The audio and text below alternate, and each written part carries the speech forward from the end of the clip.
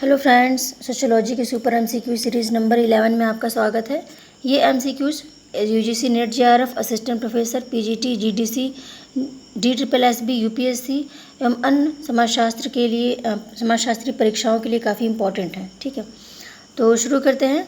पहला प्रश्न है कि आज की निराश्रितता ही कल की वेश्या है। यह कथन कैसा कथन है? सही है कि गलत है? अंशतः सही या फिर अंशतः गलत? किस प्रकार का कथन है? तो ये देखिए, अंशतः सही है। कैसे?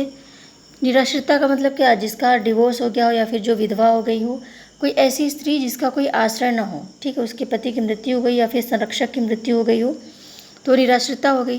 तो क्या सभी निराश्रितता जो हैं जिनका कोई आश्रय नहीं है वो वेश्या बन जाती हैं? बिल्कुल नहीं बनती।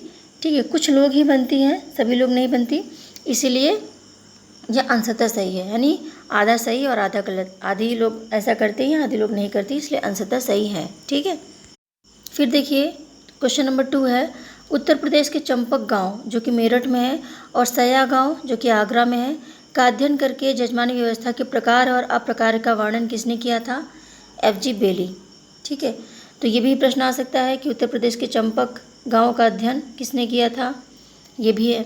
फिर सया गांव आगरा का अध्ययन किसने किया था? ये भी FG बेली में आ जाएंगे। ठीक है, तो इसमें कई प्रश्न छिपे हुए हैं।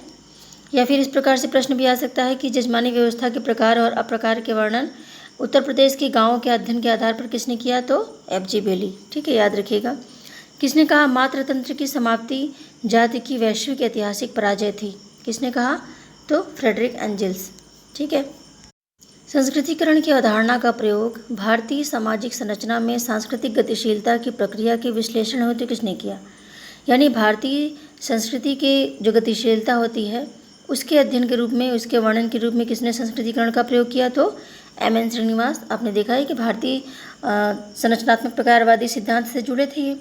ठीक है, तो इन्होंने गतिशीलता की बात की कि किस प्रकार जाति में बंद व्यवस्था होने के बावजूद, रूढ़ियाँ होने के बावजूद भी इसमें गतिशीलता पाई जाती है। सामाजिक विज्ञान शोध में वस्तुनिष्ठता का संबंध किस समाजशास्त्री से है? तो मैक्स वेबर। देखिए, मैक्स वेबर ने वस्तुहन पद्धति दी थी जिसमें व्यक्ति अपने आप को उस स्थान पर रखता है जिसके साथ घटना घटित हुई है, उसके बाद वो वर्णन करता है इस घटना का। ठीक है, तो वस्तुनिष्ठता, सामाजिक संबंध में भी वस्तुनिष्ठता की बात किसने की? मैक्स वेबर ने। और किस पद्धति में की? वस्तुहन पद्धति में। भारत में जाति सबसे अधिक महत्वपूर्ण राजनीतिक दल है, ये किसका कथन है? जयप्रकाश नारायण। काफ़ी इंपॉर्टेंट है। फिर है अगला, जाति राजनीति का कैंसर है, यह किसका कथन है? तो DR गाडगिल। ठीक है, ये कथन DR गाडगिल का है जिन्होंने जाति को राजनीति का कैंसर माना। जाति एक बंद वर्ग है, ये किसका कथन है? मजुमदार एवं मदान का।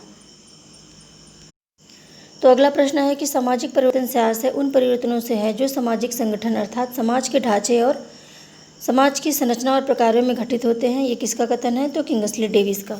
ठीक है, ये इंपॉर्टेंट है, कई बार प्रश्न आ चुका है एग्जाम में।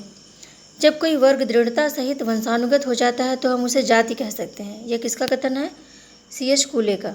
ठीक है, तो ये 10 क्वेश्चंस थे और वीडियो को लाइक कीजिए, ज़रूर लाइक कीजिए और शेयर कीजिए ज़्यादा से ज़्यादा अपने दोस्तों में ताकि उनको भी इसका लाभ मिले। ठीक है, तो मिलते हैं फिर अगले वीडियो में, तब तक के लिए बाय।